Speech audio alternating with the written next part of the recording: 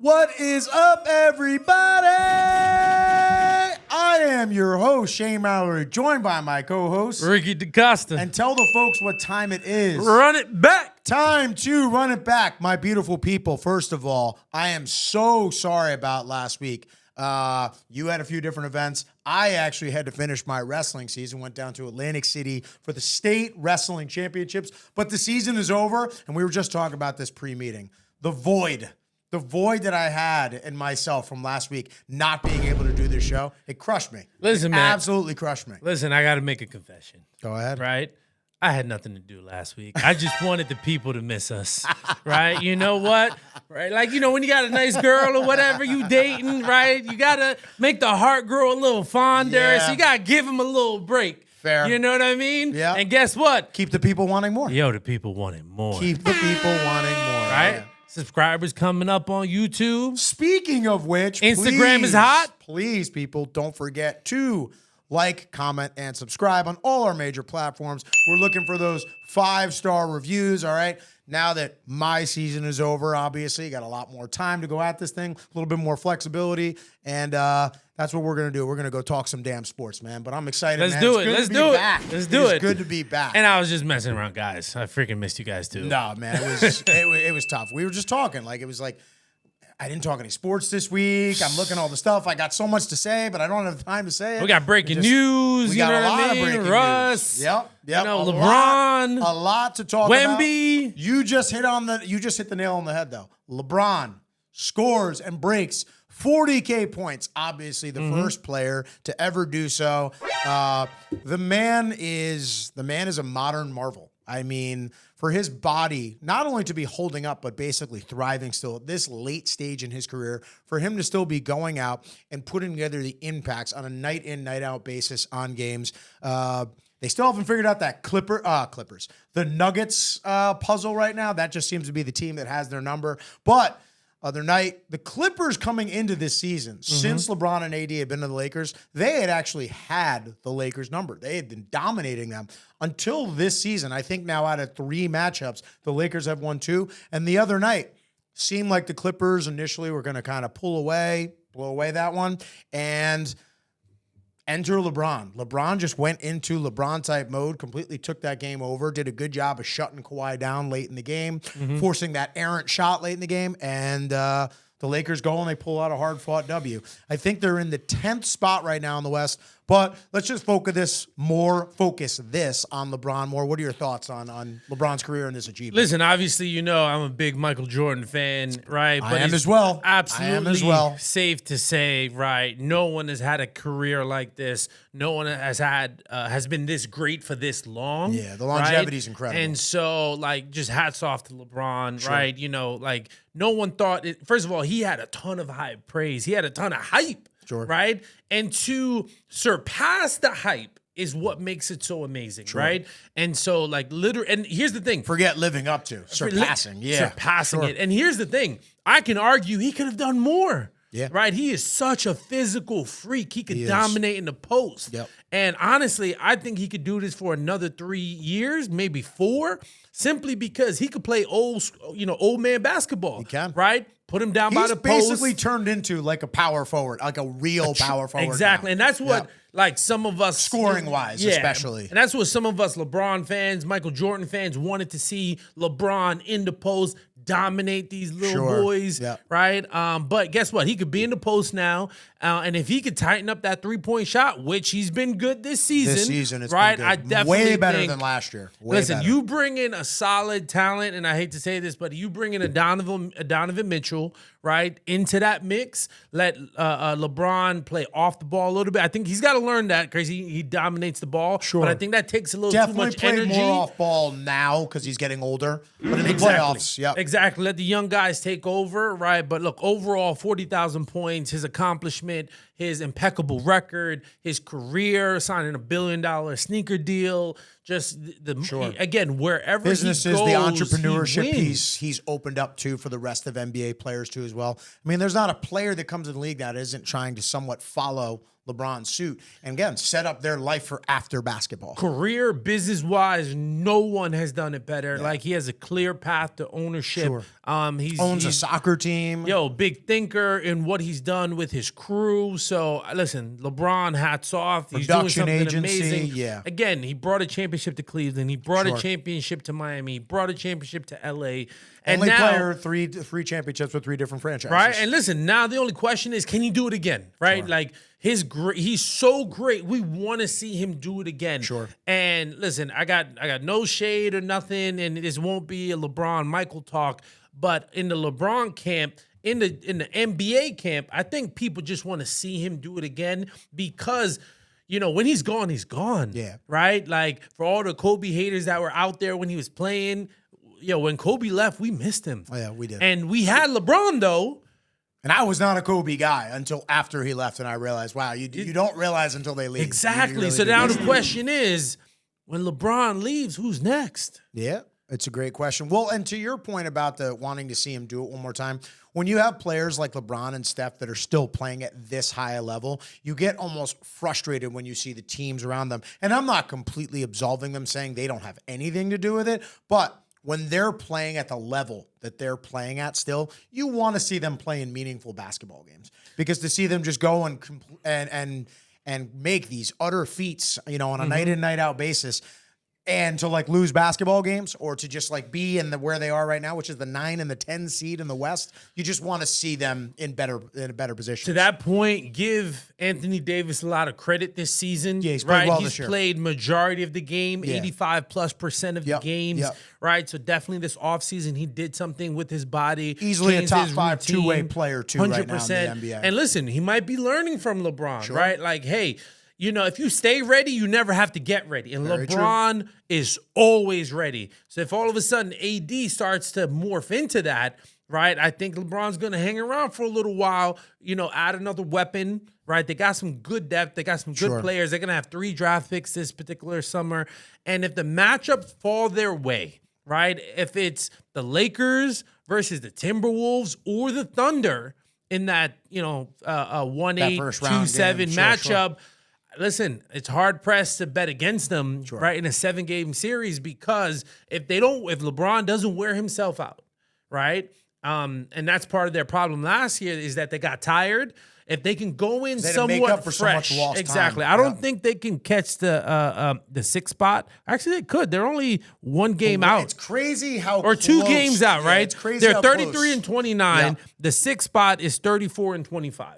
Yeah, so it's not, again, it's so they're not, right there. Yeah, it's not out of the realm of possibility. And it's the Kings. Yes. Right? So they'd have to go on a run. They'd have to go and string together a couple of victories, but it's absolutely something that's within their grasp. And I'm glad that you brought this up, because talking about LeBron and thinking about just the Lakers long term, we talked about this pre-meeting. When I look at the Lakers, again, I haven't completely shut them out of the championship conversation. I do think it's kind of a long shot, because I think there's 2 matchups they absolutely just can't see. I don't think they could see the Dallas Mavericks, and I don't think they could see the Denver Nuggets. I think those are 2 teams that matchup wise, they just don't have an answer for right now. Luka has given them problems all regular season. He did last year too as well. And then obviously the Lakers haven't beat the Nuggets since last year. So, the Nuggets seem to have figured them out. But you put the Lakers in a matchup with any of these other teams in the West, I would like. I got to cut you off right there, because I think you made a mistake. The Clippers. They don't want to see the Clippers. I see. Because I think the Clippers, playoff Clippers, lose Clippers. Yeah. I think they're going to be ready, and I think they got another level to turn up to. Fair. So I think it would be a hell of a matchup. I still think they match up better with the Clippers than those other 2 teams. I see where you're going with that. I just think because of the front too line. many offensive talent. Right, Kawhi can turn it on. Paul George could turn it on. Like, James Harden is an afterthought, but like, he can give you a game. That's it. He's gonna give you 1 game. He could also be a pumpkin. Right, but here's the thing: if AD plays every other game, like, that could be the cause of their demise. Right. So I think they can match up with Dallas, because if you shut down Luka, Dallas is gonna fall apart. Yeah, the problem is they don't have anybody to guard Luka.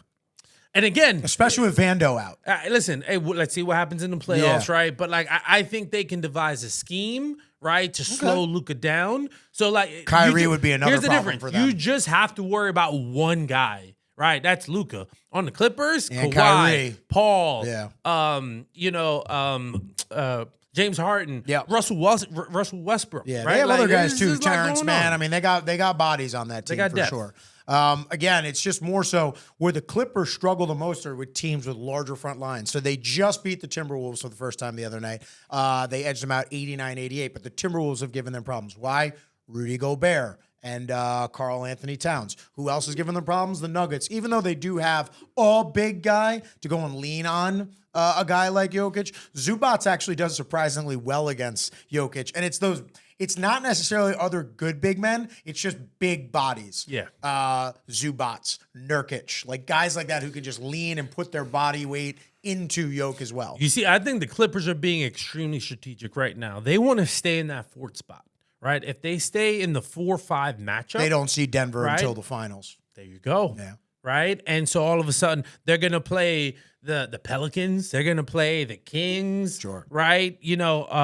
Potentially the Phoenix can, maybe play their way up to that 5 spot. They could. But I think they're trying to be really strategic and stay in that 4th spot. And if they do, I think they got a great matchup to the Western Conference Finals. Yeah, no, listen, I mean, I think if you were going to, my favorite in the West right now would be the Nuggets, but if there was another team that I would say the one team that has the shot outside the Nuggets to make the finals, I would agree with you. I'd say it's the Clippers have the next best odds, but I still like the Nuggets right now in the West. Clippers got to show me they can stay healthy and then go do it in a playoff series. Let me say this: watch out for the Phoenix Suns. Right? If they can avoid the play-in scenario, and they can end up being that 6th seed, it's almost like the same scenario with the Clippers. Yeah. If they end up Have some late game questions about them come fourth quarter operations, but there's no doubt they have a talent. They have the talent. If they can end up playing Minnesota or Oklahoma City in, let's say, the 6-3 so funny how teams matchup, want the 1 or 2 seed just because they're the younger teams. Don't prove it to me. 100%. Don't prove it to But me. that's the thing. The Nuggets might want that 2 seed and play the Warriors. Yeah. Right? So that's where the matchups are going to really be interesting. But I think the Clips want to stay in that 4 spot. And I think the Suns, if they get into that 6 spot and they're playing, OKC, even Minnesota, I think that's the perfect matchup, and I think they're going to advance. So the matchups is really going to play a big deal. And if it ends up being the Warriors and the Lakers in that 7th, 8th spot, if the Nuggets get the Warriors are done. It's so funny. How often would you favor 7 and 8 seed over a 1 and a 2? But that's exactly what Playoff would be experience. happening if it's the Warriors and the Lakers matching up with either of those two respective teams. So I can't hate. Now listen, we're going to move a little bit. We're still in the Western Conference, all right? Okay. We're going to move a little bit more to the central part of the Western Conference, but way down south, talking Texas. They got something out there. They got something else out there besides great barbecue. They got this, and he ain't the Greek freak. I'm trying to think of something. What, the trench from French or the French trench? I don't know. I came up with a World War reference. I don't know. Maybe if it works at all. that French dip. Oh man, French dip. That's not bad. It was better than your one in the meeting. Right?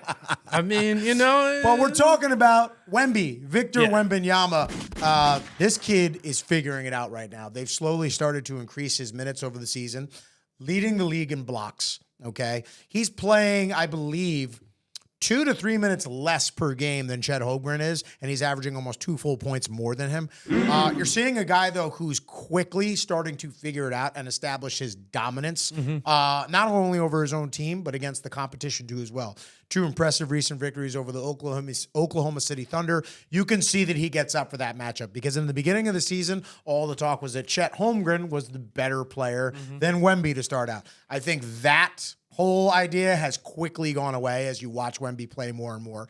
Not to take anything away from Chet. Chet's the 2nd or maybe 3rd best player on his team. I don't know if you build a team around Chet. You absolutely build a team around Wemby. That's a dude that can be a championship cornerstone for years to come. Now, the Spurs still have to prove that they can go put it around him, but this dude is the real deal. I mean, right now already, I would go so far as to say that Victor Wembanyama might be the best defensive big man in the league, and he is a rookie. To be leading the league in blocks already inside of your rookie year, I mean, again, adjusting to the offensive rotations where he has to be in different spots on the court, I'm nothing but impressed by what I see, and what I can't get over, too, is just every time I watch the guy, I'm like, oh my God, he's 7'3", and he's putting the ball on the floor at the 3-point line. Oh, you're a little bit bigger than him? He's just dribbling and going right past you to the rack. Oh, you're a little bit smaller? Okay, he'll just turn around and shoot right over you. Figuring it out from 3-point range too as well. This dude just looks like the real deal. And your question about when LeBron's gone, who is next? This might be that guy. What are your thoughts on Wemby? Listen, that's fair, man. When I see him play, I see like Kevin Durant, right? And like an Embiid, a Jokic, right? Just like little Dirk too. You know, a little Dirk with the one-leggers, right? Yep. You know, so listen, what I like to see is the fact that he's playing, right? Me too. And Pop, you're not gonna break him, right? I get it, he's thin, but play him. You got to build up his conditioning. Yeah, sure. But man, he is a force, and you get some really good veteran talent around him. Like they're doing some really nice things. Like the difference between him and Chet is that, you know, Wemby is gonna like drop 27, 11, 7. Yeah. He's going to be the type of guy, he's going to be having like triple doubles. Right? Yep. And that's the thing. If he can get his passing up where it's 50, 70% of what Jokic is, then he would be unstoppable, right? Because if you're shooting like Kevin Durant, you could pass like Jokic, but play defense like Mutombo, right? I was just thinking that. Like, exactly what I was thinking. You see what I'm saying? Like, it's nuts, you know? 100%. He almost had, I can't remember, I think it was a triple-double in the middle of the year, or maybe it was a quadruple-double. He had 9 blocks. Yeah. This is stupid. a rookie, guys. Like, this dude is he's just starting to figure it out and scratch the surface of what he can become. I like the one little player with him, too. I think his name is Vasil, Devin Vasil. I like him. Nice little guard. But again, you just got to surround him with more pieces. No, exactly, right? You know, San Antonio, you got to shell out some money, right? You got to bring in some true talent. Make some moves. Right? You know, and look, you still got to draft, right? Like, obviously, I don't think they're 1 year away, right? No. But I'd say this is like a 3 to 5 year project window that you're trying to keep adding those little pieces and improve incrementally each year. Yeah, but if you take a position like, you know, the 76ers, right? And you find your Tyrese Maxey. Yeah. You bring in a better Tobias Harris. Sure. Right? You bring in a veteran presence like a Holiday. What right? about somebody like a Trae Young, who is a rumor that I've heard?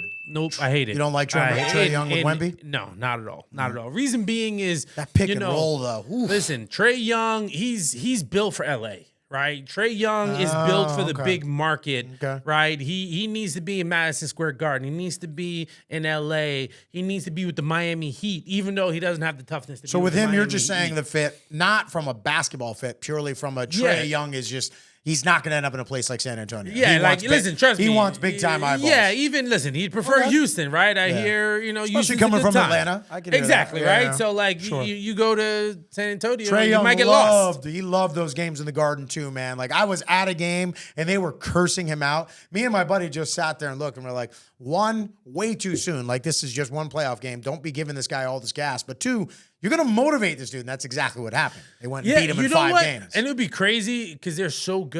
But I also think, because I don't think Jaylen Brown can stay on the Celtics long term.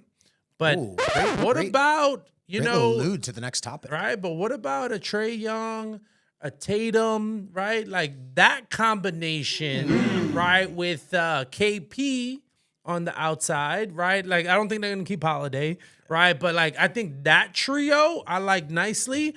And listen, I like Jaylen Brown a lot. I just don't think Jaylen Brown and Tatum if they can make best. all those contracts fit, because you're talking about I don't think Trae Young's max level players. But no. Well, Brown just got you got to trade him. Tatum. That's what I'm saying. You got to trade him, right? That's what I'm. You cannot keep. You know, Jaylen Brown and Jason Tatum with both $300 million contracts. Yeah. Trae Young's not getting a $300 million contract. Sure. So that's where I'm like, maybe you incorporate him, spread out the field. You got KP on the wing. Yeah. And then I kind of like Boston's setup now, though, with their guards, because I just don't think it will last. I don't think it will last. You're saying. But they're so good defensively. Trae Young might make they're already pretty awesome offensively, at least this year. I mean, I think they're the number 1 or number 2, like most efficient offense in the NBA. Yeah. They're leading the league in 3-point attempts. They're leading the league in 3-point makes. Not to mention, I mean, that guard play defensively is just going to give you nightmares in series. Now remember, I'm saying this primarily because we're talking about where Trae Young would fit in that big stage, that big market, right? So I think it's LA before it's all is said and done, but only time will tell. I don't disagree. You brought up the Celtics. Okay. So I was in Atlantic City last week. All right. I missed out on some basketball. You've been gambling? No. So you've been at the tables. No gambling. That's why we didn't have a show last week, because he was at the tables? Yeah, something like that.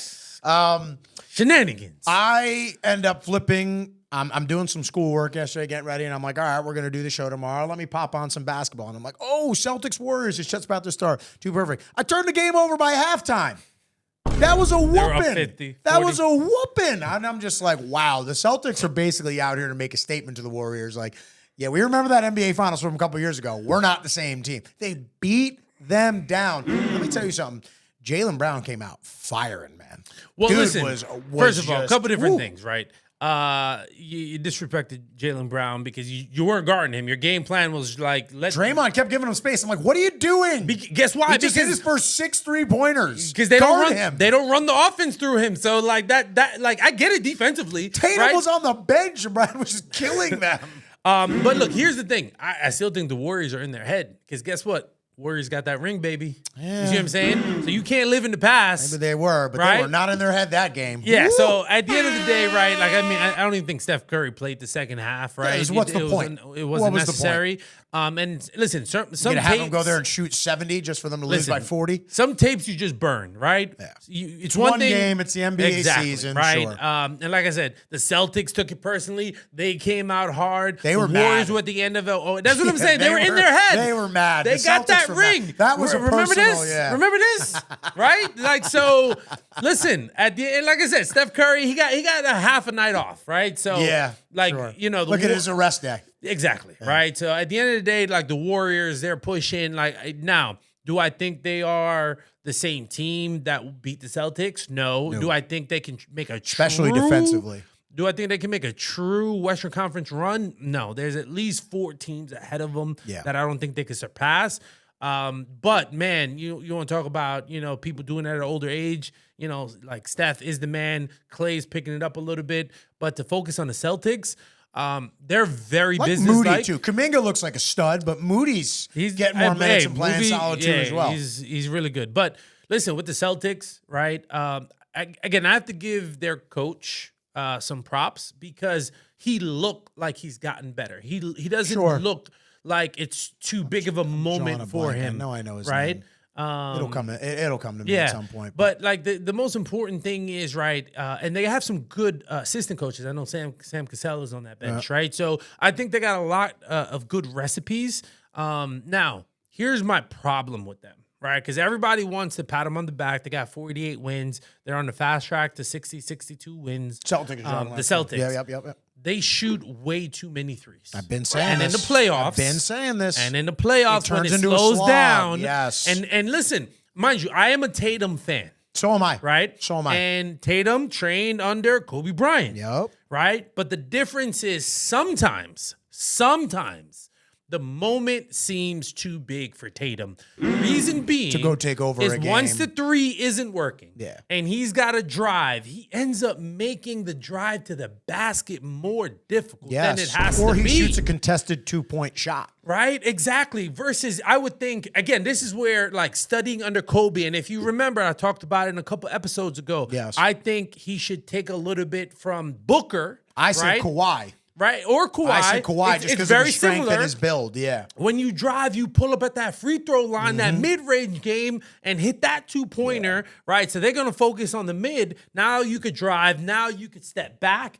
and pop it, right? Yeah, so, again, that's where I feel like the decision-making by him, I am concerned about, especially come playoff time.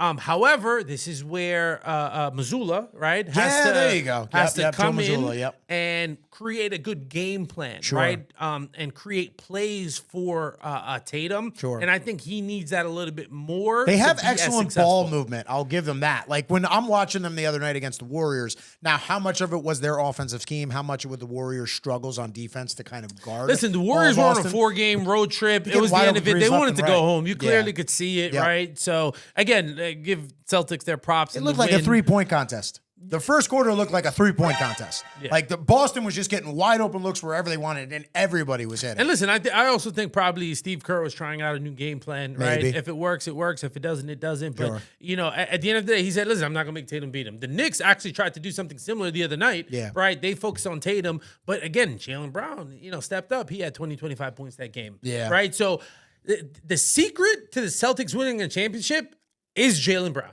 Yeah, no. If listen. Jaylen Brown is averaging 22 While Tatum points is probably a game, the most talented player, Jaylen Brown has like that.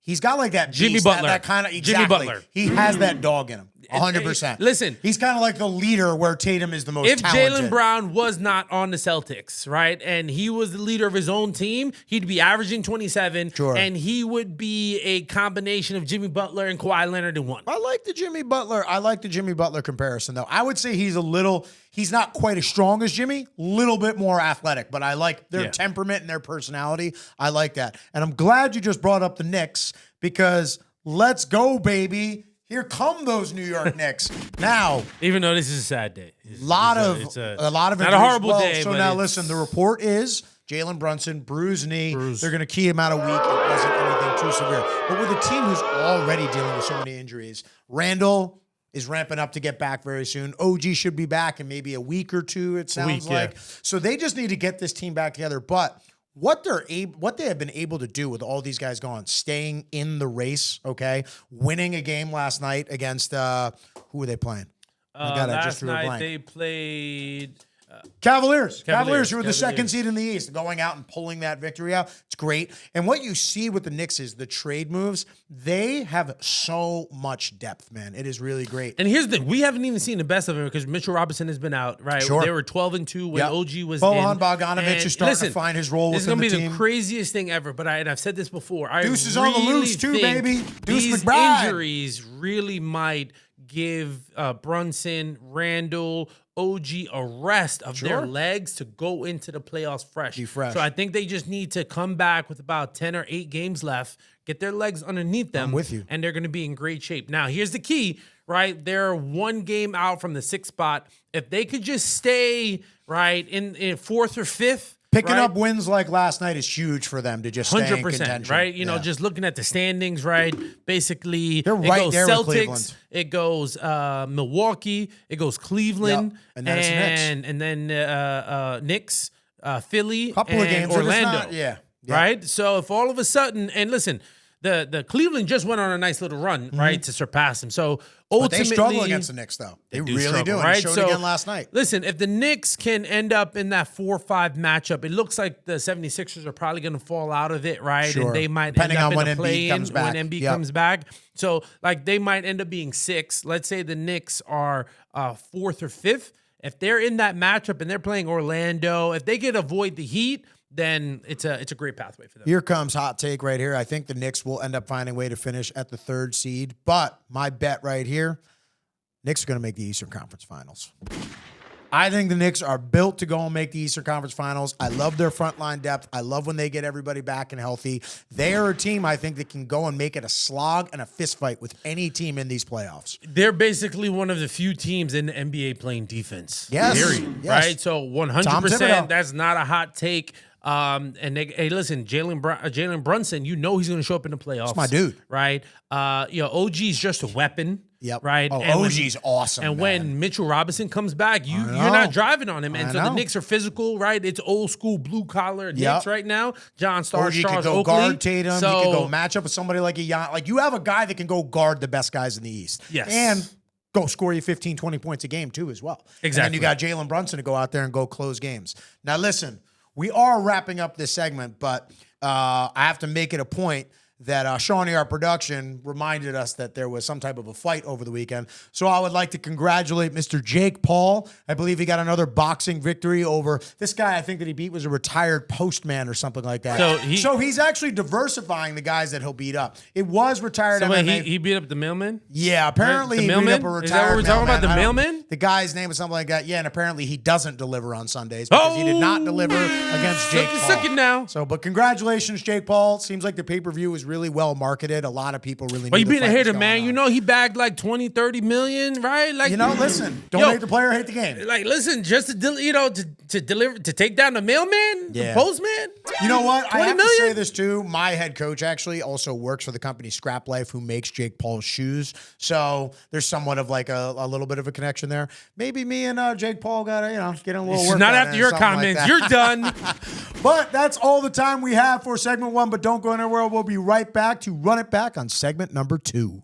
What is up, everybody? I am your host, Shane Mallard, joined by my co-host again, Mr. DaCosta, and this is segment number 2 of Run It Back. Beautiful people, please. I know we were gone for a week, but you know what I'm going to say. Please like, comment, and subscribe. We're looking for those 5-star reviews. Growing now big time on both Instagram and YouTube, so keep us going with this nice growth that we got going here. But we're going to talk a little bit here about this upcoming draft, okay? We're going to do some rankings, okay? We're going to do top 5 of quarterbacks, counting backwards, okay? Then we'll also do some receivers, get a little bit into some of the news at the combine, things that people were talking about too as well. And then hopefully if we have time, if not, we put it back to the third segment with some free agency talk and moves, things that happen.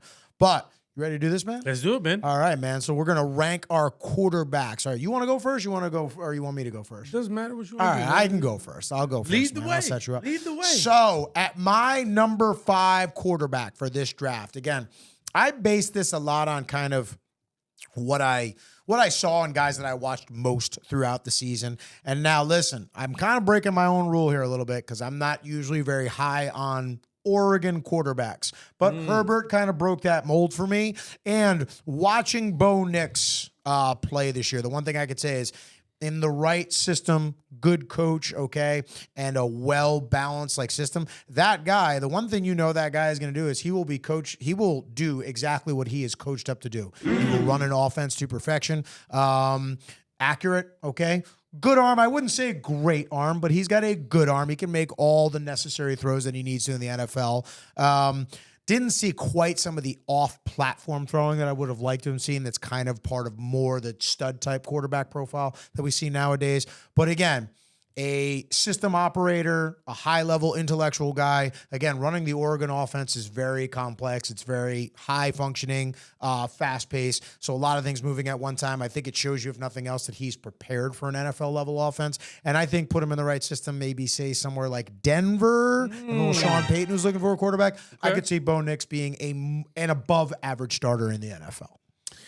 Well, listen, that's my number 5. Number 5. My number 5 QB is J.J. McCarthy. Right? Okay. He's flying up the charts right now. Everyone is in love. He was honorable mention for me. Right. He was honorable mention. Oh, he didn't even make your list. Number 6. I consider 6 honorable mention. All right, so we flipped there. Bo Nix is my number 6. 6. Okay. Listen, J.J. McCarthy played at Michigan, right? If I'm not mistaken, he only lost about 1 or 2 games in his career. Okay. Now, they didn't ask him to do too much, but he played on the big stage. He played against Ohio State, right? He played against Penn State. And so the fact that he was in these big-time games, played for an NFL coach, played in an NFL-style offense. I like it. Is why I'm very high. Didn't throw a ton. J.J. McCarthy. Now, that's why he's my number 5. Fair. If he threw the ball more, he would probably be my number 2 quarterback. Number 2? Right? If he threw the ball more. Reason why I say that is when you play on... For the record, I like him. Yeah, 100%, right? And here's what I say. He has the size, right? He has the hands, right, for a quarterback. Can make NFL throws, too. Dude's accurate. NFL throw, NFL offense, right? Big time games, right? He showed me a lot against Alabama, right? In that playoff game, right? And saw some nice things in the Ohio State game too. 100%, right? So really like J.J. McCarthy. I think what's going to come down for J.J. McCarthy is where he ends up. If he ends up in a quality system, to say, listen, obviously there are rumors that the Giants are interested in him. Do I like him at the 6th overall pick? No, absolutely not. But if he went 12 to Denver, right, I think that'd be a great pickup. If he went 7 to the Falcons, right, I think that's a great pickup. So those are the two landing spots that I think he would have the opportunity to succeed. One with Denver, super smart coach in Sean Payton. 2 in the Falcons, ton of weapons, right?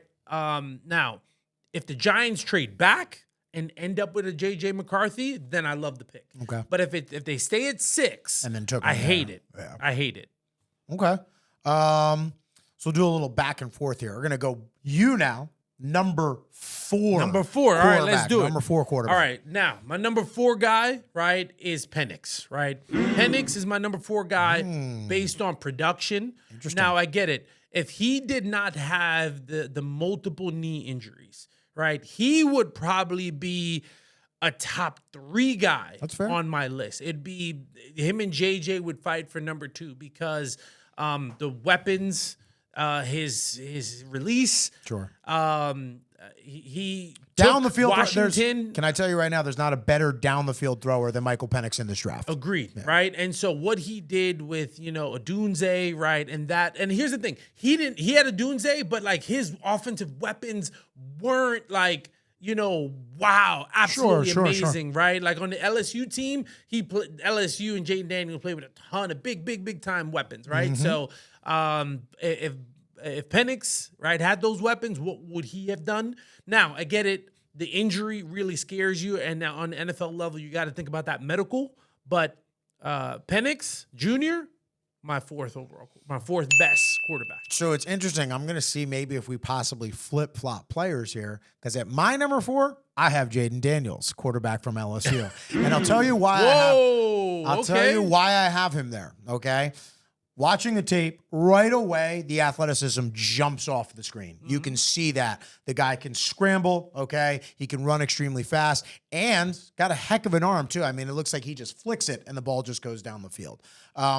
Played with a lot of talent, okay? Mm-hmm. So that's the one thing. Like, if he ends up in a situation maybe where the receivers aren't quite as good as what he's used to, having 2 arguably top 15 receivers going in this draft, that could be a little bit of a struggle for him. My number 2, slightly skinny from what I'm seeing just on tape. Now, again, he can bulk up and put that on with time. But it does worry me a little bit as a guy who looks like he is going to run, and he probably could run a lot more in the NFL. That frame does worry me, especially if he's in the wrong situation. Right? Team with like a, not as great of an offensive line.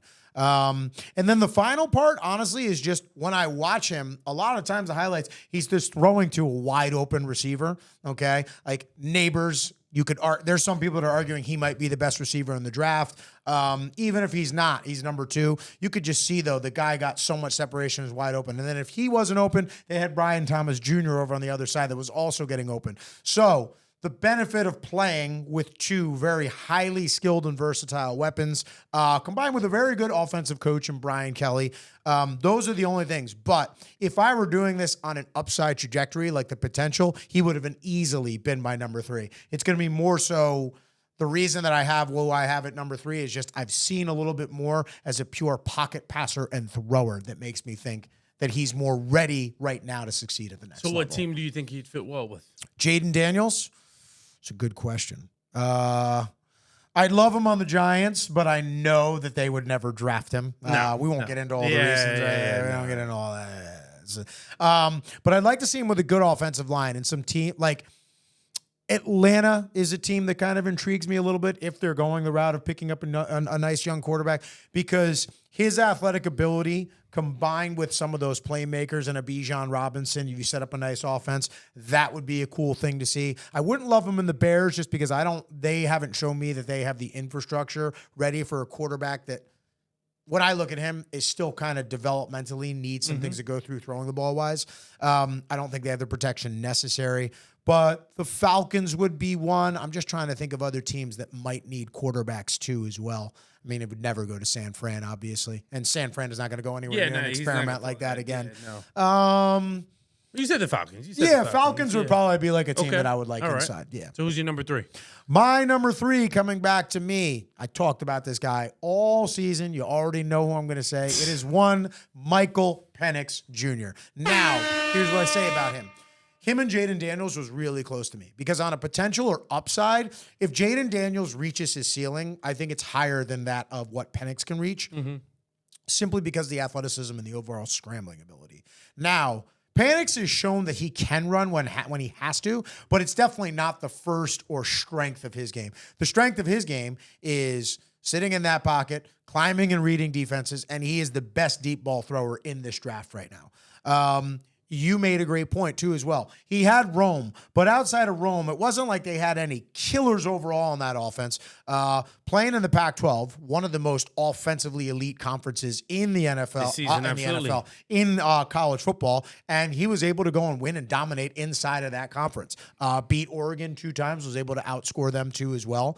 And even in the game against Michigan and Texas. Now, I know the Michigan game was tough. A lot of people sat there and go, that's why he's not going to make it in the NFL. And I go, his offensive line didn't show up hold on a second. I said his offensive line had a little bit of struggle, and they just played probably the best defense in college football in Michigan. I'm not going to hold that against him. There were a couple throws that he has a little bit more time. That's why when I talk about Penix, it's so situationally dependent for me.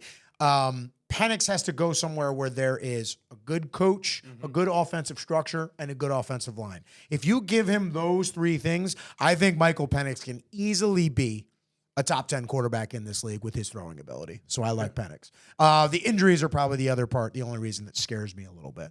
But didn't get injured at all this past season. You know, he's still young. People keep talking about how he's 25. I mean, you got a minimum of at least 10 years with him, if not more, especially with the way the game is now. Quarterbacks can play longer. So Penix is my number 3.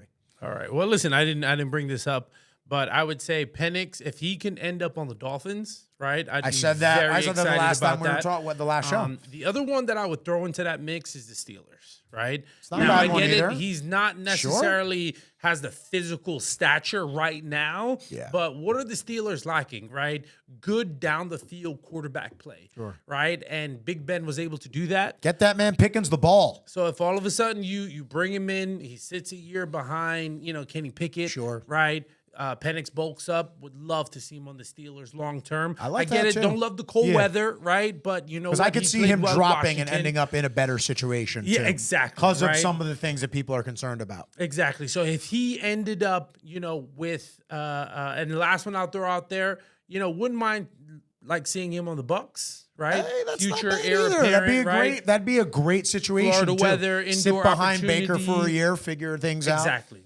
You brought up 2 pretty good teams. So now, my number 3 guy, Jaden Daniels. Okay. Right? Look at that. We literally switched 3 and 4. That's too great. Listen, reason being is, look, he's got the height. Yes, he's a little slender, but, he throws a great deep ball. He does. He reminds me a lot of RG3. Very much so. That that really is the comparison. But I do listen. I'll be honest. To me, him and Penix have the same game, except Jaden Daniels is taller and right-handed. Yeah. And runs more.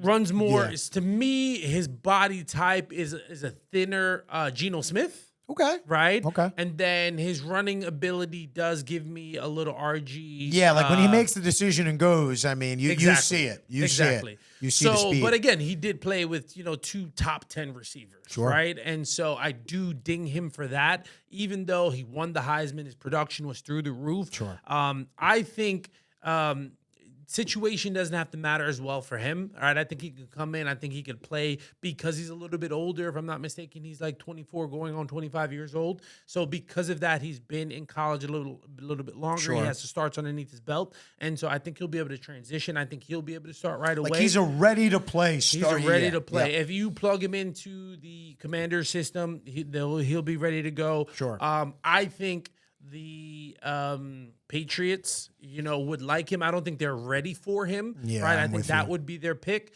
And again, the Falcons would love him, right? And if he ended up with the Falcons, that's probably the best setup. So I don't know if that's actually the Falcons a really are good ready take. to trade up I like that to number 3. Yeah. But the Falcons would be the best setup for Jaden Daniels. Okay. I like that. So me, now number 2. It's going to you, number 2. So my number 2 is Drake May, right? Drake May, my number 2 quarterback. Yep. He's got the size. He's got some athletic ability, surprising running ability, right? Led the team in rushing this past season. But if I'm not mistaken, he's like 6'3", 230, 6'4", 6'4", 240. 240, right? It's a big 230, dude, right? man. It's a big dude. To me, a bigger what's it called? From the Chargers. You likened him to Herbert. To Herbert, Yeah. right? Not quite Josh Allen, which everyone is comping him to. Sure. My concern with Drake May is that he is a little inconsistent sometimes, right? Okay. He doesn't make the easy throws, right? But he can make all the hard ones. Maybe a year right? growing pains. And so That's the hardest part for a quarterback to learn. Take the easy throws. That's yeah, the hardest part but of a here's young the thing, quarterback. right? To now again, it's easily fixable, right? So Sure. that's why I like it, right? You get Coaching. him in the right system, Yep. right? It'll be epic. Honestly, So much of these guys based on coaching. 100%. If he ended up with Sean Payton, like to me, that would be the perfect matchup for them, right? And who he'd be looking for. Now, again, he doesn't necessarily always play on schedule, but I think that'd be a perfect matchup. The other matchup that I think he would go well with, I wouldn't mind seeing him in New York, right? But I don't think we have the offensive Giants move up, weapons I think to that's who support they're him. gonna grab. If he fell, I would like it because he could sit by Daniel Jones. He could learn the system. Sure. And his weapons weren't all elite, but yet he put up some big numbers. We know if the Giants are taking a quarterback, that's who they're taking. So your number 2 is Drake May. Drake May. My number 2 is also Drake May. All right. And when I turn on the tape and I watch Drake May, I see everything that I want to see in terms of an NFL profile. 6'4", 230. So you know he's a dude that's going to be able to take hits if and when they come, which they come sometimes, especially when you're younger, because a little bit of lack of awareness. You look in one spot, too many times. Mm-hmm. That matters at the quarterback position. Like your ability to be tough and durable and take some hits, especially early on in your career, I think that matters. I don't think there's a throw that he can't make right now. I'll be honest with you. The only reason that I didn't put him number 1, okay, is because I didn't see enough of his game and the level of competition that he played for. Now, I'm not sitting here, played against, I should say. I'm not sitting here trying to say that the ACC is not a good conference. Obviously, the ACC turns out a ton of NFL players year in, year out through the conference. I mean, you have Miami, you have FSU. I mean, those teams got ballers, okay? But relative to the college football landscape, the ACC is not the strongest conference. But just how I kind of hold that maybe somewhat against him and don't put him at the number 1 spot, because he didn't play against the best competition. He also didn't have any major playmakers or notable names that he was playing with. Mm-hmm. And that's what tells me that a guy can go and play in the NFL, because it's not always going to be perfect. What do we keep saying about all these guys? The situation. It's so predicated on the situation. This is a guy that was in anything but the ideal situation, didn't have the ideal weapons around him, and he still obviously he's still in a position where some people are arguing he's the first best quarterback in the draft too as well. So for him to do that, okay, and for him to have limited weapons and resources around him tells me that he's already set up for the NFL, because if he goes into the worst case situation, how much different is that from what he was kind of already playing with in college? Yeah. Not saying North Carolina's bad either, I got you. by the way. But listen, he's a smart kid, yes, right? So he'll be able to read defenses. He'll be able to set offensive size, measurables, right? can like move I said, like he you just said. needs to get in the rhythm. Yes. And so, look, clearly Caleb Williams is both of our number 1s, right? Yep. And so with Caleb, right, there's still a ton of potential, and we've seen that potential come to fruition 100%. in college football, right? Now, they didn't finish it, right? They didn't win the national championship. But he played Drake in arguably exactly. He played in arguably the best college football conference this year, and was basically asked, "Hey, can you just go out and outscore everybody because we don't have a defense?" And he couldn't. But hey, listen, he came close. There's a bunch of games he threw for 400 yards. Totally right? agree. So, but ultimately, we're talking about potential, right? And Drake May has potential, has that upside. I agree. You can still see more upside with Caleb, and that's why, to me, they're the top 2. I would love to see Caleb Williams in Washington with the Commanders. I think that'd be the perfect setup. I think we're saying every team but the Bears. Listen, I feel bad for them. Listen, the Bears really should just trade back and literally listen. They could even just trade down 1 with Washington. I think they're going to take him. pick. Yeah, they're going to take, because they can't afford to miss on another top quarterback. You can't. But again, especially after the Watson trade. If you were to just trade back one spot and you ended up with Jaden Daniels, right? If I'm them, that's not a terrible. Either one, Drake May or Jaden Daniels. I don't think that's a bad setup. If I was keeping Justin Fields, then I would draft Drake May and then transition him in that system. Okay. Right, that's what I would do. But again, yes, they're going to draft because they can't afford to make that mistake. Yeah. But again, where do I think his perfect fit would be? Caleb's perfect fit would be in Washington. Yeah. So I think Caleb, the thing that makes Caleb number one over all these guys is we've already seen him succeed under less than perfect circumstances, and he shows the most overall athleticism and transitional play to what we're seeing in quarterbacks today in the NFL. Agreed. That ability to scramble, that ability to where, my offensive line isn't perfect. Doesn't matter. This guy's going to find a way to extend plays and make big plays when he has to. And the moment wasn't too big for him because he played at USC. 100%. So he's not, the bright lights are not going to get to him, anything like that. I like Caleb as well. But yeah, I do honestly, after watching more film, I totally understand all the talk around Drake May, because I think Drake May has the potential, like you just said, he could be the real deal. And I wouldn't be shocked at all if Drake May ended up being the best quarterback in this draft class too as well. I think it's going to be between those two. But again, all these are so predicated on situations, right? All right. Well, listen, let's talk about these receivers. Let's go to the receivers. Like, a little rapid fire. Yeah, no problem. Right, what do you got? So I got number 5, my boy Ladd McConkey. Now, there's going to be a lot of people. Ladd McConkey, who the heck is that? I mean, go look him up. Okay. You might be surprised. Right. And now, check this. I had Ladd McConkey in front of Johnny Wilson, 6'7", almost 240-pound receiver from FSU, Brian Thomas, and Troy Franklin from Oregon and LSU, respectively. And there's one reason Brian Thompson is not in your top 5? He is not in my top 5. He was actually number 6. And I'll tell you why, okay? Brian Thomas, you're going to watch the film with the two guys, and you're going to go, Brian Thomas definitely has. Brian Thomas, I see right now, I see really a down-the-field type receiver.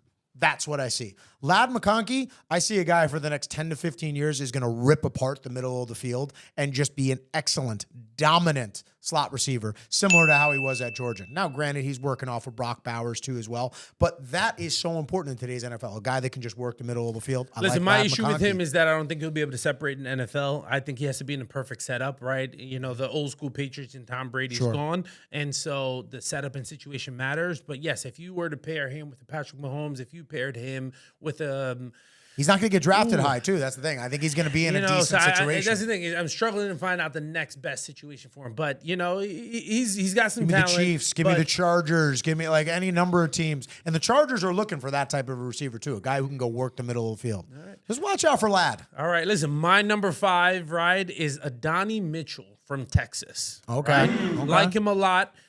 Listen, I know a lot of people, again, Johnny Wilson didn't make my list. Roman Wilson, who I'm high, the Michigan wide receiver, really like a lot. Honorable mention and an important honorable mention. Troy Franklin, right? Troy Franklin was he didn't. All 3 of those guys you just mentioned were 5, 6, 7, and 8 for me. And so, but listen, I think Mitchell is gonna be awesome. I think he's gonna go second half, so he's gonna end up on the Bills. He's gonna end up on the Chiefs. He's gonna end up on the Cowboys, right? Some team like that to be an elite offensive weapon with an elite quarterback, and I think he's going to be a steal in this draft. And I think he's the real deal. He's like 6'4", 205. He could jump through the roof, big hands, right? He's got game, right? Mitchell, my number 5. Okay, who's your 4? All right, my number 4, Brian Thompson. Right, like him a lot. I think he can transition. Brian Thomas. Yeah, right? from LSU. I think he can transition into almost any NFL offense because he's going to be a touchdown machine. Okay. I see a young. He's very fast. Now here's this. I see a young AJ Brown.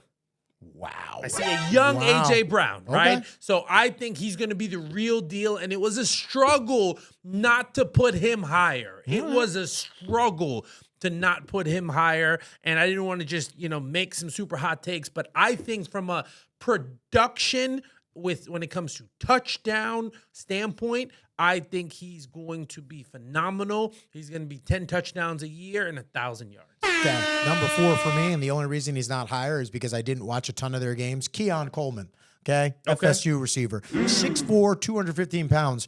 All I got to tell people is I don't have to give you a big, long explanation. Go watch the tape.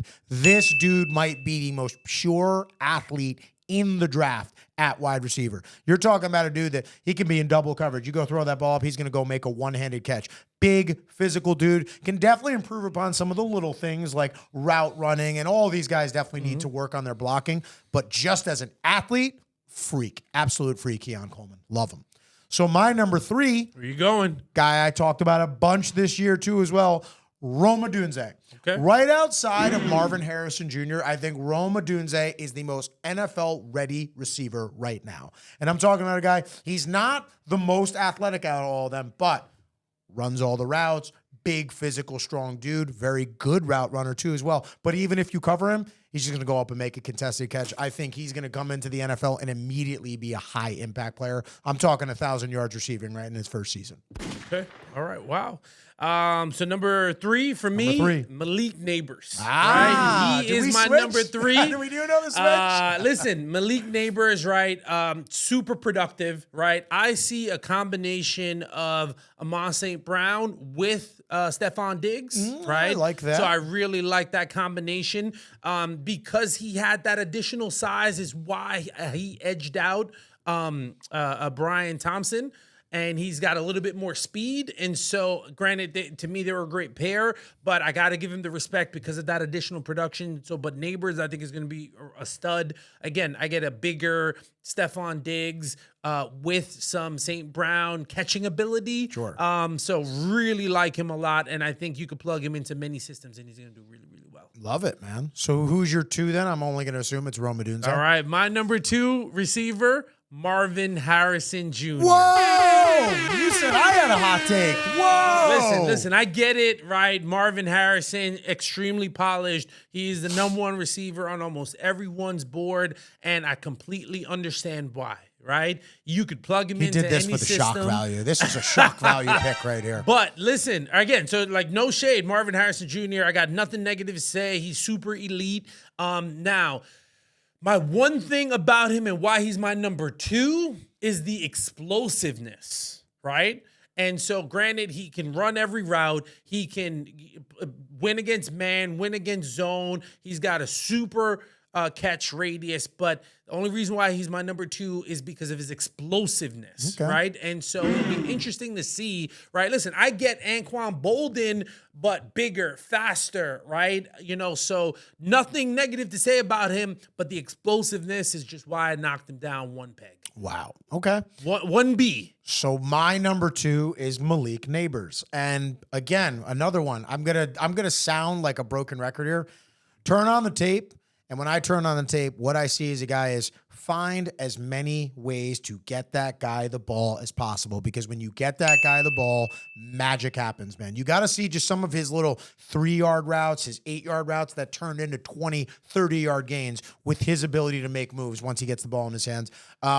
It's hard for me to come up with a comparable. I didn't mind your Amon-Ra St. Brown comparison. I see a little bit of, obviously not the speed. I'm just talking purely with the ball in his hands. I see a little Tyreek Hill too because of once he catches the ball, the way defenses react to him. Like they're so quick to get to him, but then it's just boop, like he's like a little human joystick. Malik Neighbors, while I would have Rome Odunze, I think Rome Odunze might be better at the start of their careers just because of his frame, his build, how polished he is. I think Malik Neighbors has the potential to be the best receiver out of all this crop. So that is my number 2. And my number 1 is Marvin Harrison Jr. Hey, imagine if Marvin Harrison Sr. was 4 inches taller and 20 pounds heavier. Oh, wait, you don't have to because his son's here right now, and that's exactly what he is. Here's all I say to people every time I talk about Marvin Harrison Jr. Every time I watch him in a college game, I walked away and I said, that looked like an NFL player playing against college guys. Every route he runs, he's just open. He's just open. Huge, long, going to be an immediate impact, if not a number 1 receiver, depending on where he goes. Love Marvin Harrison Jr. Listen, again, nothing negative to say about him, right? The bloodline. I get it, right? He's going to be a professional. He's going to be in the game for 12, 15 years. But my number 1, Rome Odunze, right? Rome, man. Listen, he is a running back playing wide receiver, right? And he's an elite wide receiver. He is. Right? He can block, run after the catch, explosiveness. He's going to have separation. He's a pro. He is is Jamar Chase. He is a pro. The second coming. More right? physical, in my opinion. So think about that. Yeah. So think about that. Yeah. Right. Not so quite listen. But yeah. Literally, I think you plug him in any system, any quarterback. 1,500 yards, 10 to 12 touchdown. He's going to have an elite career, right, because of that explosiveness. And if he can somehow get a halfway decent quarterback, right, or above average quarterback, he's going to be extremely dynamic. I get it. Yeah. It's easy to go with Marvin Harrison Jr. and not be wrong, right? But for me, Rome Odunze is going to be the surprise, is going to be the number one receiver in this class because of his ability for run after the catch, his ability to block, his ability to catch down the field, his ability to not be afraid to go across the middle. I think he has everything. He's the total package, and his explosion is going to be the difference in why he's the number one receiver. Listen, man, I can't hate it. I liked Rome Odunze all year, man. And I think all three of the one thing we have in common, we have the same three in our top three. It's just splitting hairs at that point. Yeah. I think all three are going to be fantastic players in the NFL. But listen, that is all the time we have for segment number 2. But beautiful people, don't go anywhere. We'll be right back to run it back on our final segment, segment number 3.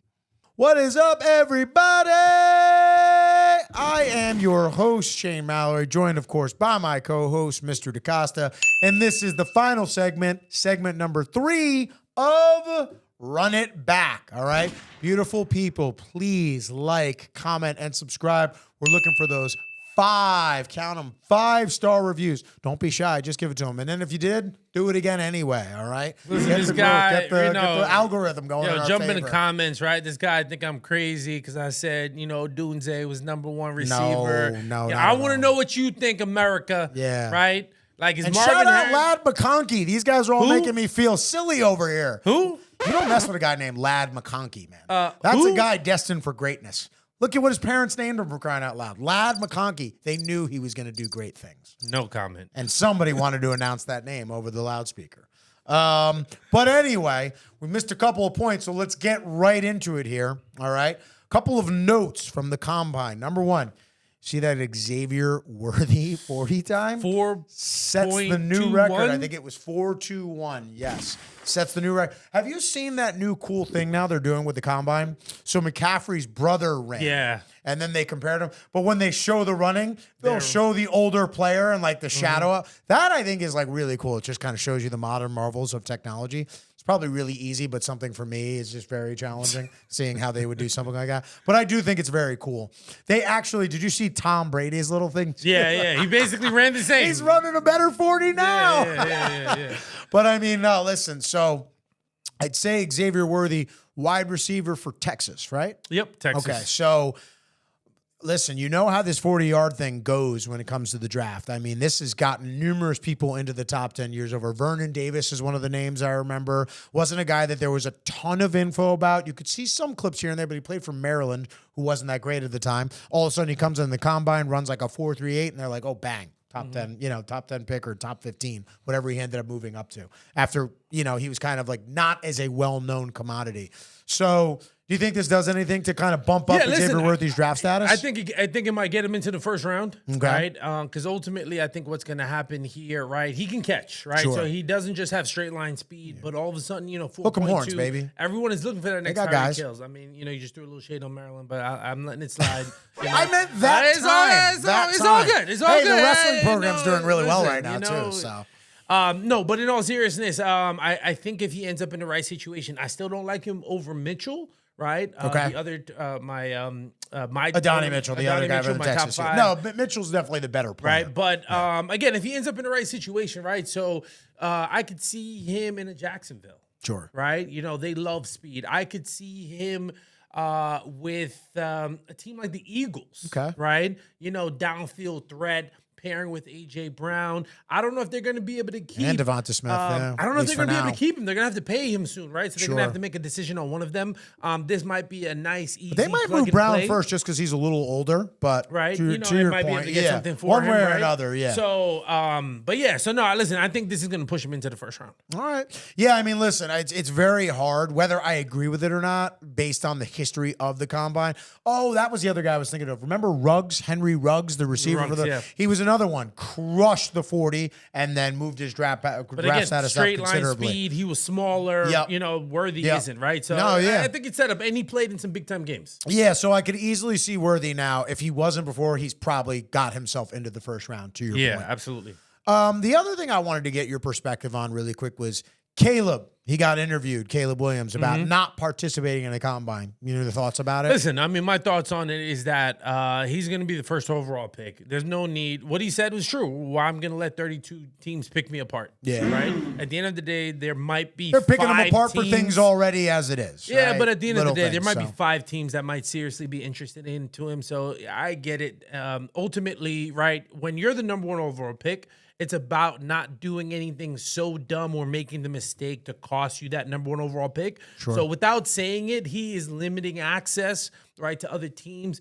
Because here's the thing: the less teams talk about him, talk to him, the less buzz, the less speculation, Sure. right? And so, which is probably what he wants at this point. Exactly. What are they going to say about him? Like, oh, he didn't participate. I don't know what type of guy he is. Well, if all 32 teams talk about him, then they'd build a different perception. Yeah, no, that's totally fair. And listen, when I look at it, I have a friend actually at home who always complains about, I don't understand why all these teams put so much credence into the combine. I have like a healthy balance of perspective on the combine. Here's what I'll say.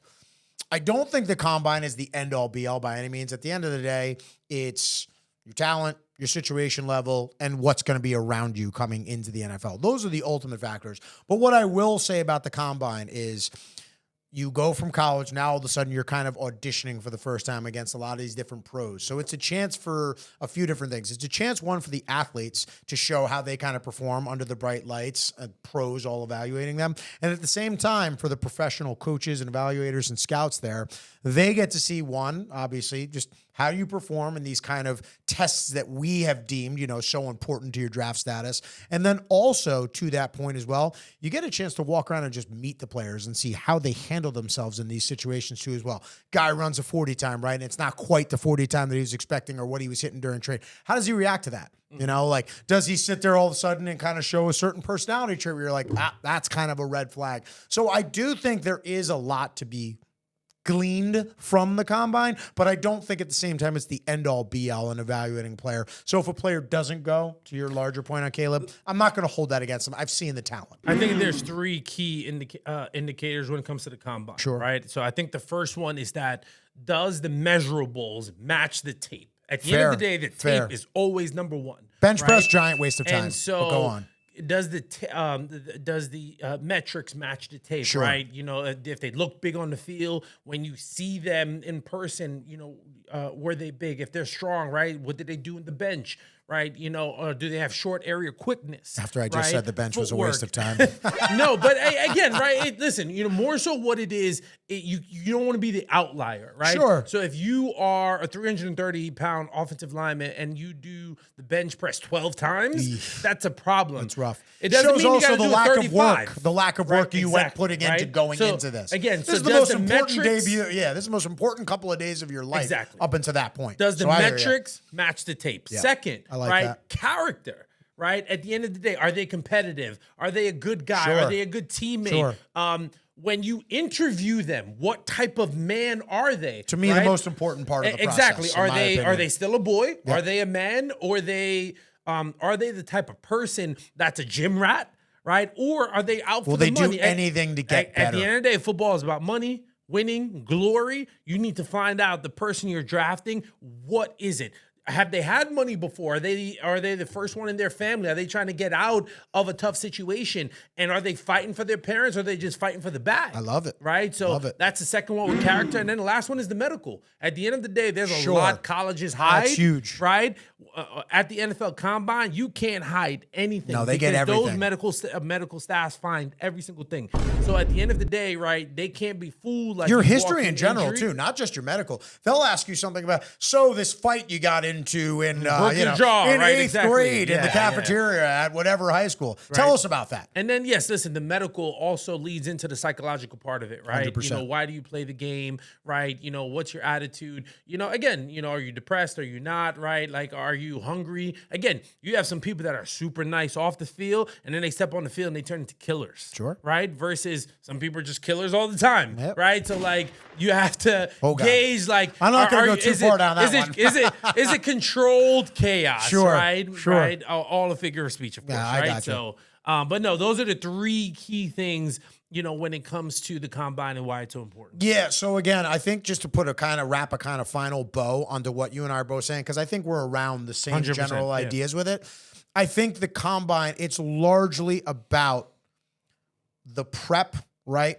The prep that you put into, like, did you show up ready for this? And then gleaning as much as you can about the person's character overall that you're genuinely interested in as an NFL team. And at the same token, you as the athlete going out and just putting your best foot forward and attacking this thing. Yeah. So it's definitely there's definitely an entertainment value to it too as well. Agreed. You still got some form of football. So the other news that's going on around this is J.J. McCarthy, who we talked about briefly. You actually had him as your number 5. The stock is apparently on the rise, performing well in a lot of these different tests and whatnot. Do you think he ends up going in the first round? Oh, definitely. I think he's going in the first round. Okay. Will he end up in the top 5 or the top 10? Right, that is the big question. Yeah. Right, and for me, I think if JJ ended up 12 overall with the Broncos, that would be a good fit for him. I would have loved it if he slipped a little bit more and went to the Steelers. I think that would be an ideal situation for him because that would be a second Michigan all over again. But if they're talking about him going into the top 5, they're talking about him going to the Giants. They're talking about him, in my opinion, going to the Falcons.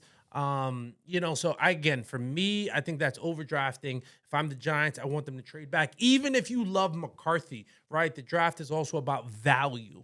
100%. And Take the best available player. He's nowhere near the 5th overall player. And we just did this with Daniel Jones. Please, New York Giants, do not No do more it experiments. Again. Do not do it We don't need again, another quarterback right? experiment. First of all, we're about to lose Saquon Barkley because we didn't tag him, right? We need a playmaker. If And all the notes are saying they're going to tag McKinney and probably let Saquon walk. If we stay at number 6 overall, right? Again, if Rome Odunze is there, if Malik Nabers is there, if we drafted another offensive tackle, right? Those are 3 better moves. Well, that's the other rumor that they're going to go heavy spending on the offensive line in free agency too. So I put it out there. I think that's the key. We tried building it through the draft and it's not good. We have some young talented players to a little bit of a combo. Now you got to bring in some veterans. Bring in some veteran O-line, exactly, and then maybe go draft a pass tricks. catcher or something of that nature. Exactly. Yeah, I'm with you.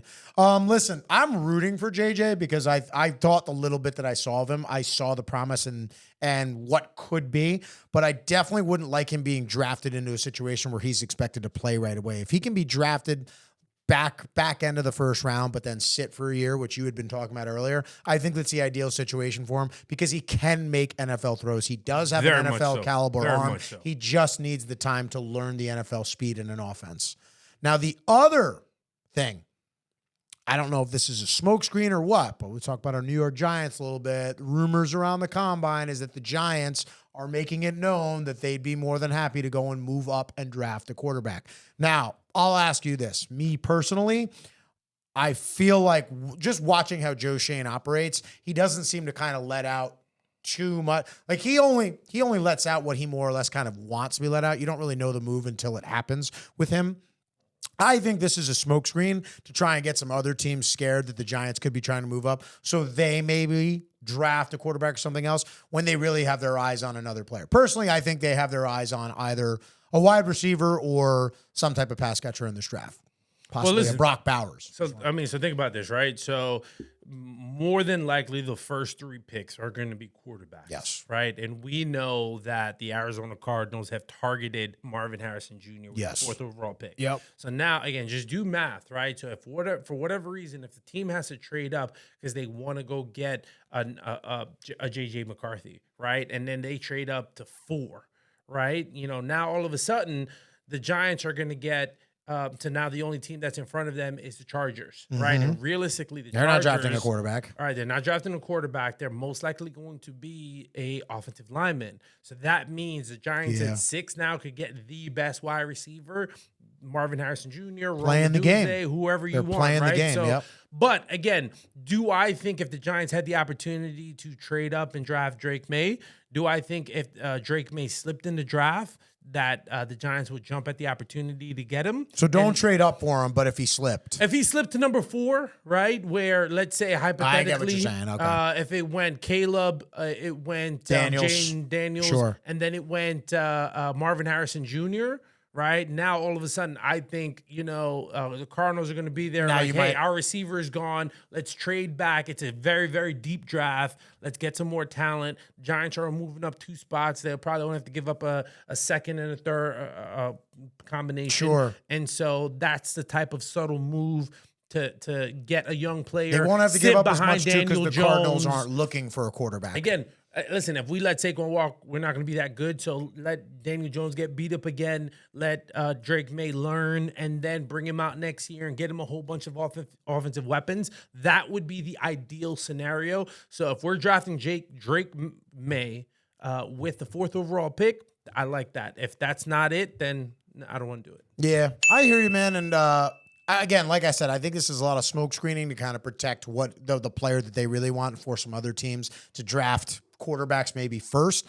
But again, you never know. And again, it's not like the Giants haven't figured out a quarterback either, too. They still have things to go and figure out. But there's so many other deficiencies on the team. I'd rather just see them get better and get the best available player possible. And if that ends up being a quarterback, then so be it. But I would just, there's other areas in the team that need work. So now we move quickly to the free agency talk before we go back to the hardwood and basketball. Mike Evans re-signs 2-year deal. You like it? Love it. Smart move by Mike Evans. Smart. Makes me think they'll bring back Baker too as well. Agreed. Yeah. But listen, at the end of the day, right, like, and this is what the Giants aren't doing, right? There are certain staples in your locker room. Sure. Mike Evans is one. If he hit free agency, there's probably going to be 5 or 7 teams after him, right? He still showed he got it. He's a veteran presence. A lot of the players love him because if you get in a little brawl, he's got your back, and every team member has his back. Man. Exactly. Putting up 1,000 yards a clip. Sure. So I think they did the right thing. 2 years, $26 million a pop. So for $52 million, 35 guaranteed. I think that's the perfect setup. They did the right thing. Yeah, and listen, he's been a buck, his whole career. If he can stay there for good money, I mean, why leave? No state income taxes. He's got the home, the no state income taxes is a great point. And the Bucks weren't bad this year. They were a playoff team. This is the division is wide open. The division is wide open. I completely agree. You bring Baker back, all of a sudden, you're one of those teams that's lurking in the NFC. You could be, climbing closer to that NFC title game. Again, Baker just has to be at the right price. I mean, in a perfect world, if he's around $35 million, that's solid. As soon as you start to get in the $40+ million range, I wouldn't be guaranteeing anything more than 2 years. And I would still draft a quarterback to groom. Yeah, no, I'm with you. I think that's a good idea. You still bring Baker back. You get him at a decent value, at least for this year. Again, a Bo Nix on that team might be nice.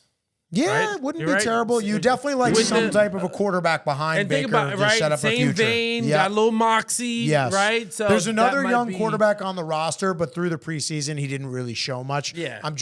It might be Driscoll from Florida. I think that's actually who it is. I could be mistaken. I know but I think that's who it was. But Baker clearly outplayed him through the preseason, and then obviously last season we saw Baker was good.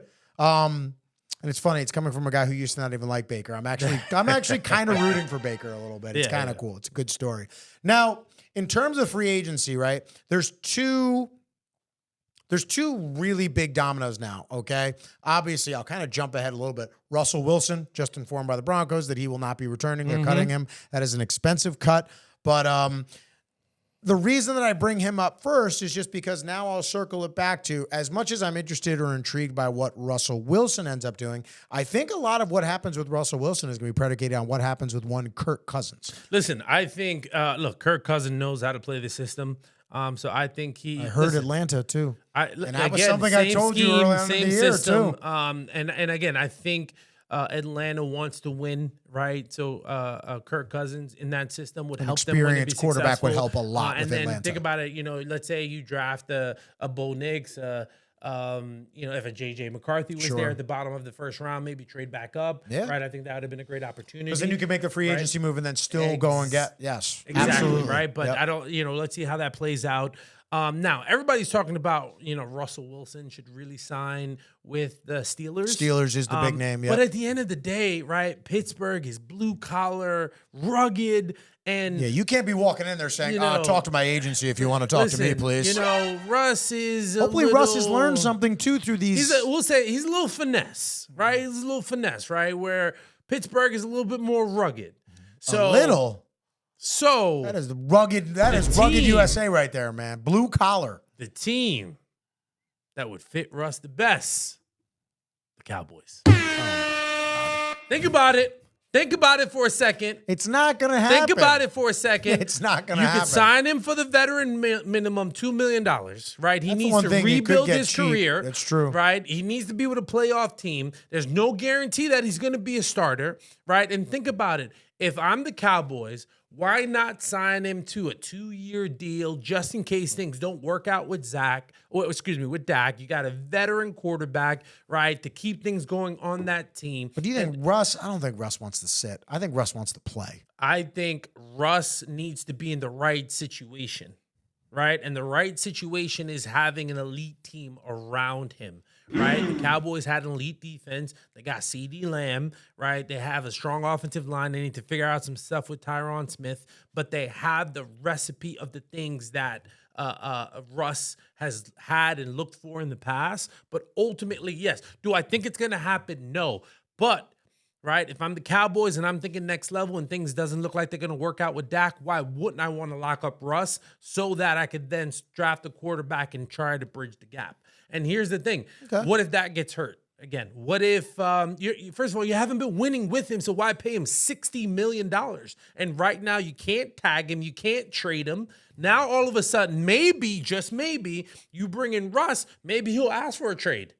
And now you can get something back for him versus him just walking. I think when I look at Russ and Kirk Cousins, I think the 3 teams that are most likely to end up being involved in with those 2 players respectively, the Steelers, the Vikings, or the Falcons. I think between those 3 teams, those 2 quarterbacks end up taking the spots on 2 of those teams. That's honestly how I see it breaking down. Now, a lot can happen from now and then. Who knows? Maybe one of these teams that's drafting higher up decides to go and make a move and get a more veteran quarterback. I probably doubt it just because they're probably in more of like the rebuild mindset. But who's to say the Bears wouldn't want to go and potentially then bring in like a more experienced type quarterback and then use their draft capital to go and build around that? There's a lot of moving parts inside of this offseason that's going to affect where both Russ and Kirk end up. Now, the other news I want to talk to you before we want to go back to the hardwood, all right, a little NBA, but the big franchise tag news, okay? So we had T. Higgins get tagged up by the Cincinnati Bengals. And then you guys just informed me today that L'Jarius Sneed gets tagged up by the Chiefs. Now, I'll tell you my thoughts on the Bengals move. And this is very close to what I thought was going to happen during the season. Higgins had somewhat of an up and down year, just had some injuries, consistency. But when he got on the field and when he got healthy towards the end, you could see it. I mean, when Justin Jefferson's walking up to you going, yo, boy, you different for that. You different for that. You got game. And T. Higgins has game. If you put him on almost any other team in the league, he's a number 1 receiver. There's no doubt about that in my mind. This, to me, tells me that the Bengals are sitting there. They've probably got something in principle agreement with Chase already. But they probably told Chase, listen, we're going to pay you. You're going to be the guy that we're going to long-term set up with the contract. But we want to go for it this year. And to go for it this year, we got to be at our most potent, and that's with you and T and who's the smaller guy, not number 83. I'm drawing a blank, but you know who I'm talking about. Yeah, Boyd. He's walking in free agency.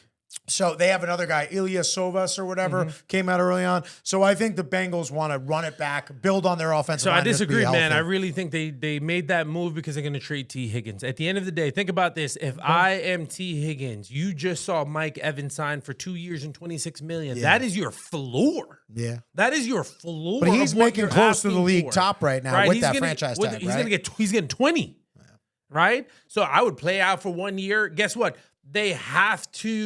They can't do it again because if they were to tag him the following year, they'd be giving him over $30 million in that 1 year. So if I'm T, I think they tag him. They're going to do what the Chiefs did. right? You tag Snead, you tag T. Higgins, right? And you try to trade them and get something back for them just because of their age and their position, and really, really desirable. So that's what I think is going to end up happening with those two players.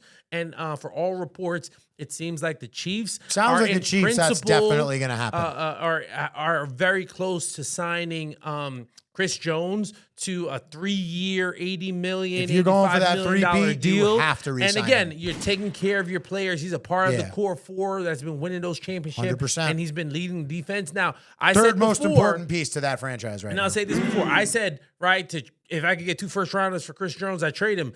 Snead is, 27 years old. You might be able to get a first, a second, and a third for him. We weren't going to get 2 for Chris just because of his age. Right? So guess what? If I could get a first, a second, and a third, there you go. Now you get to rebuild with that and continue to stay young. Sure.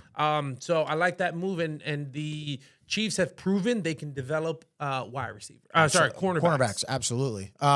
Listen, so I think we agree on the Snead thing. I think they're going to try and move Snead, and I think they're going to get some draft capital, because what teams don't need a shutdown corner? That sometimes is a finishing piece for a certain team. Team like the Lions, for example. I think the Bengals are going to go for it. That's the only place where I think we differ. I think they're going to try to go for it this year, and then if T walks after that, then T walks. But time will only tell, right? So listen. Got some games coming up, right? We got a couple of games here. All right, we're going back to basketball here. So we got tonight, got the Clippers versus the Bucks.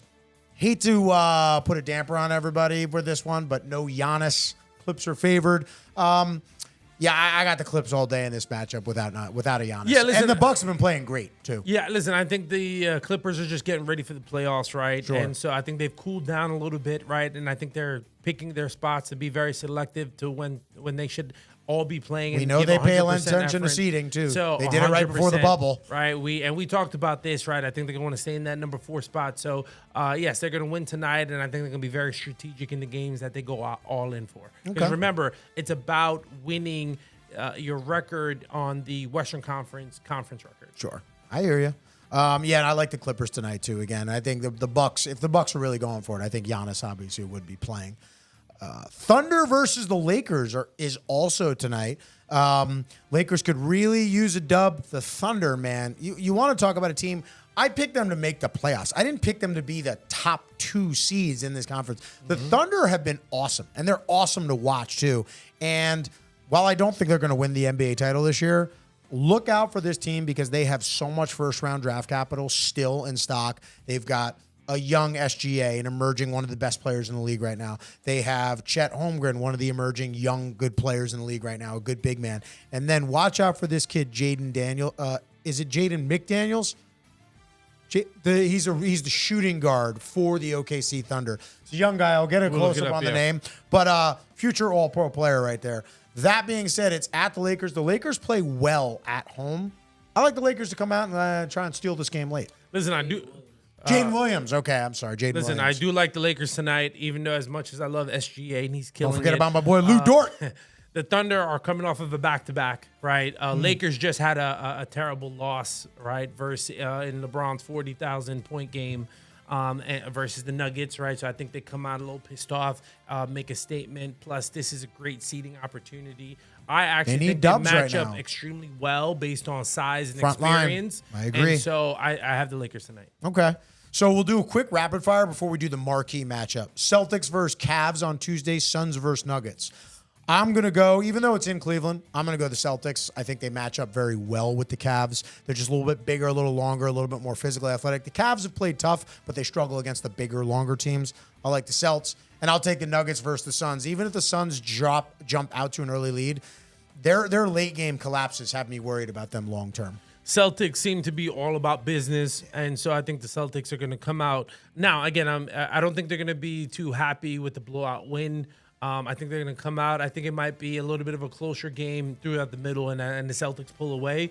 But Celtics have been about their business. I think they're going to take care of the Cavs pretty nicely. Then in the Suns Nuggets game, the Nuggets have been turning it on. They've been picking their spots last 10 games, right? They've really been killing it. I think they're like 8-2. The most cohesive starting five in basketball. So I definitely think, and remember, it's tougher to play in Denver, higher altitude. I think the Denver Nuggets win this one against the Sun because this is one of the spots they pick to turn it on. Love it. So, matchup of the week, the marquee game, Celtics versus the Nuggets, 10 p.m. Thursday. I'm going to be staying up late to watch that one. Are we going to be watching an NBA Finals preview? That's really interesting. Listen, the Celtics are my team to come out of the East. And then the Nuggets, right? Like I said, Jokic is proven to be an unstoppable force. And I think they can do it again. So I think this might just be the matchup because I thought the Lakers might surprise us, but the Nuggets, they're doing the damn thing right now. So I'm still going with the Nuggets versus the Bucks. While I will say the Celtics have been extremely impressive, I'm waiting to see it during the playoffs. Here's what I'll say about this game. I like the Nuggets in this game, but even if they lose, it's no real sweat off their back. There's a little pressure on Celtics because the Nuggets are the class of the NBA. They are the returning NBA champ. Celtics, if you want to go and be taken for real at the same time, because you've been one of the best teams, but you haven't done it in the playoffs, you got to go win this game. For that reason is why I think the Celtics would win. They want it more. They want to make a statement. The Nuggets don't need it. It's not a conference game. And so look for the Celtics to be aggressive, come out, make a statement, show that they're one of the big boys. And they're going to want to see how they match up because if this is the future projection, if this is the baseline of who they need to beat, right, they need to see what their schemes can do. So I think the Celtics come in hungry, come in prepared, and I think they're going to win in a heck of a matchup. Nice. I can't wait. It's going to be a great Thursday night matchup. But folks, that is all the time we have for this week on Run It Back. I am Shane Mallory, joined by my co-host Ricky DeCosta. And folks, we will see you next week when we Run It Back.